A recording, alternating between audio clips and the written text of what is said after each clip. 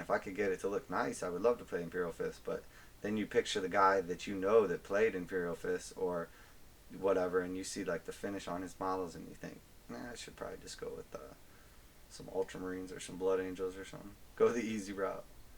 But I mean, now I feel like Games Workshop paints have gotten so nice over the last few years, and there's a lot of potential for like better quality finish with the models and the extra details that's been added in and everything, and obviously skill level goes up over time.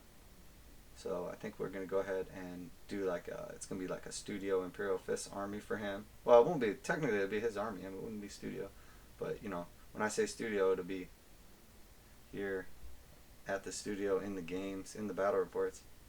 I mean, you guys will be a part of it obviously as well, from inception to destruction.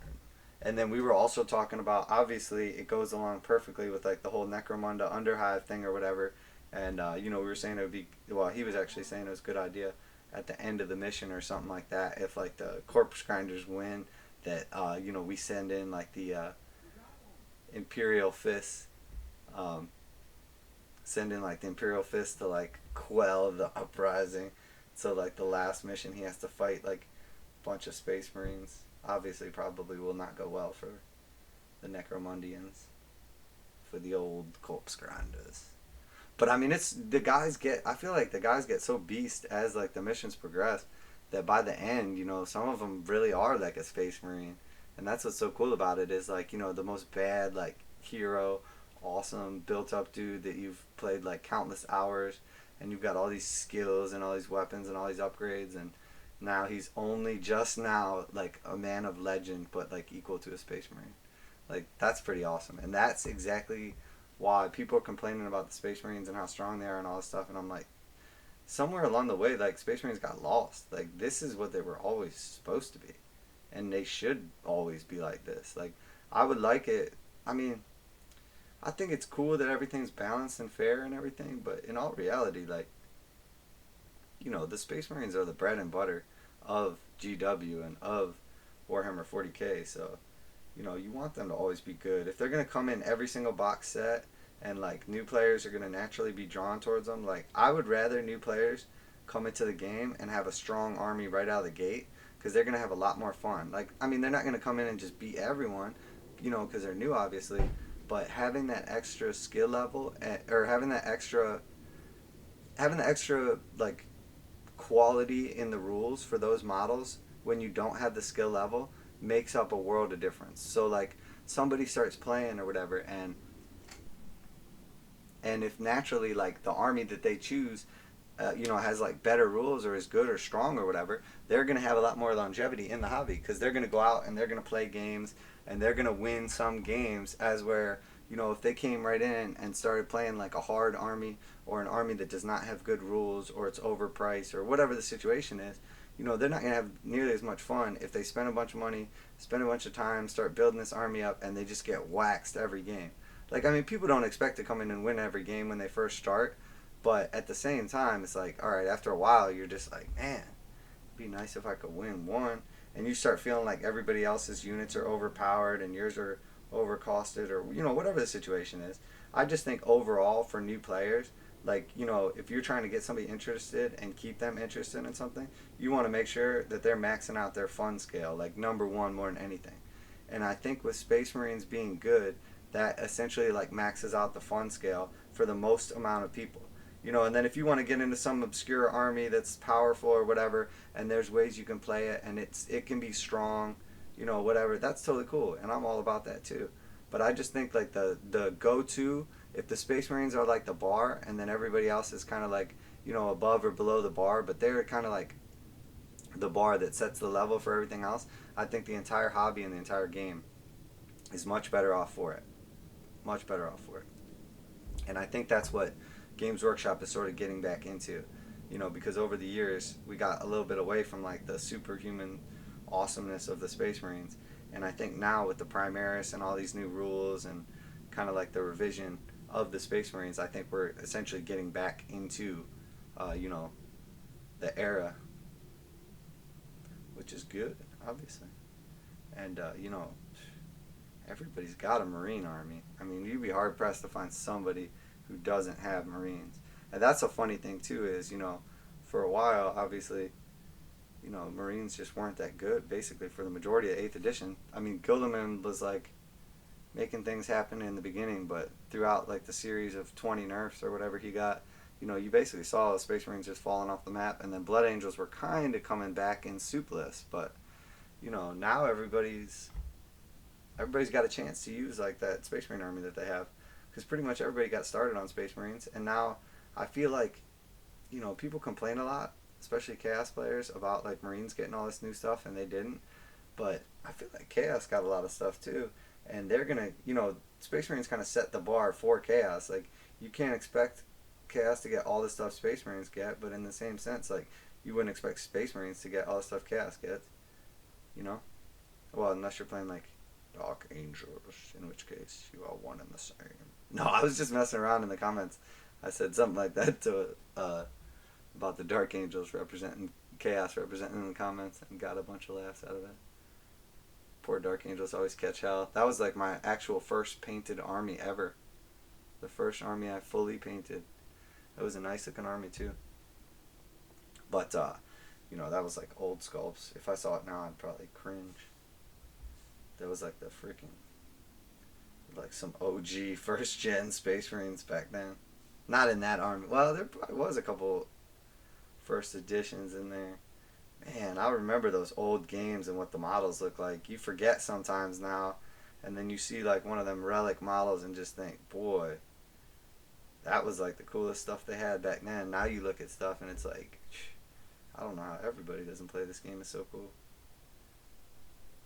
But I mean, I don't have to tell you how much I like 40K. It's pretty obvious. So yeah, I'm just finishing up this, pretty much the last one here, I think.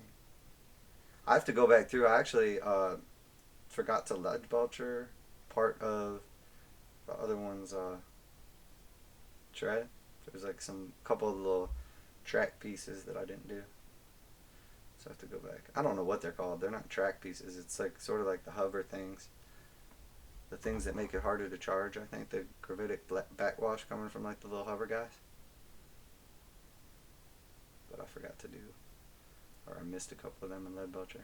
That's what I was saying too about when I take pictures. It helps so much because you look at the pictures and you can be like super critical and zoom in, and like that's what I picture a client does. Like when they buy something, they're just like super zoom mode, like 100x, like enhance,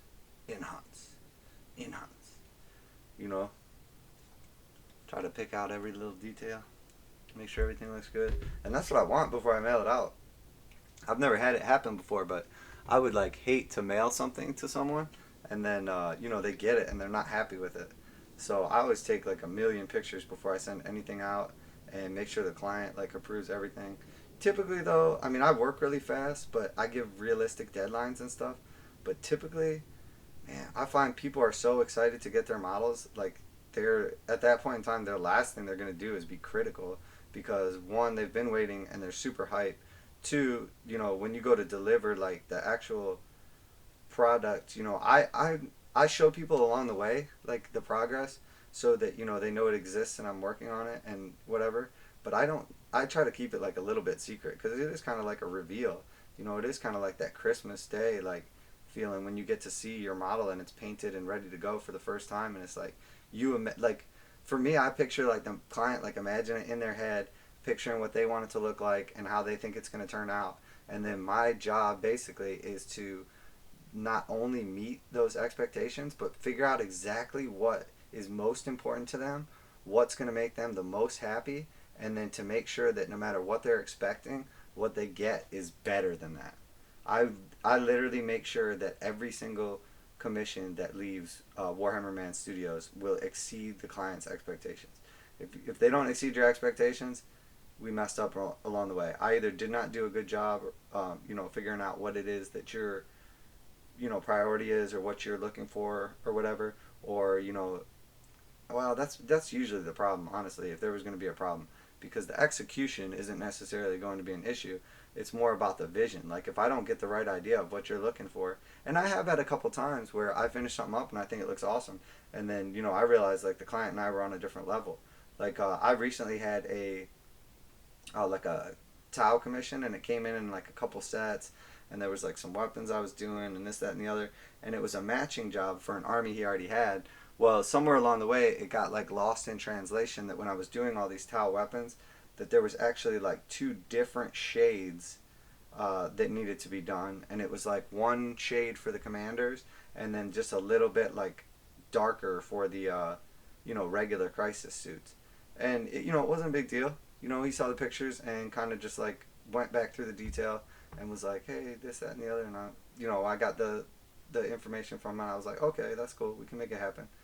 And we did, and then it was done, everything was cool, and he was set. But somewhere along the way I didn't realize that I was even going for two different tones of the same color.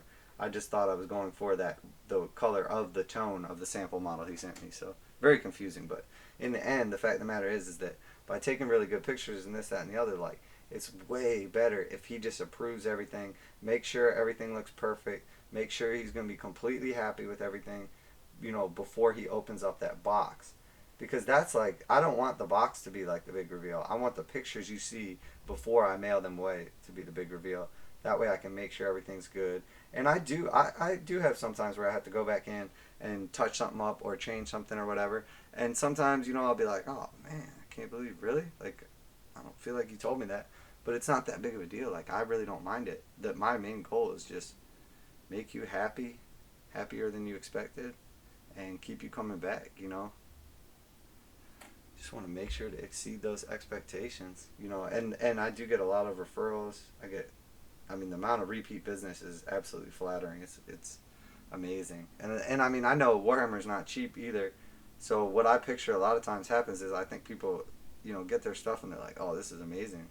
And they're thinking, I might pick up that extra shift or, sell that extra car or whatever it is you do for your job, just to get that little expansion force going. Because Warhammer is awesome. And when you have a completely painted army, it takes the game from like 7 to 10, in my opinion. When you have like a beautifully painted army and it's based and you're on a nice table, and especially if your opponent does too, like it's the whole double whammy, like game how it's meant to be played. Everything is just next level in that situation. And I think that's how it should be. That's how it's meant to be, obviously. There we go. Alright, these bad boys looking good. Definitely coming along. Have to do like a little bit of a... That take about 45 minutes to shade some Nuln oil. Awesome. Or to shade some Leadbelcher, rather.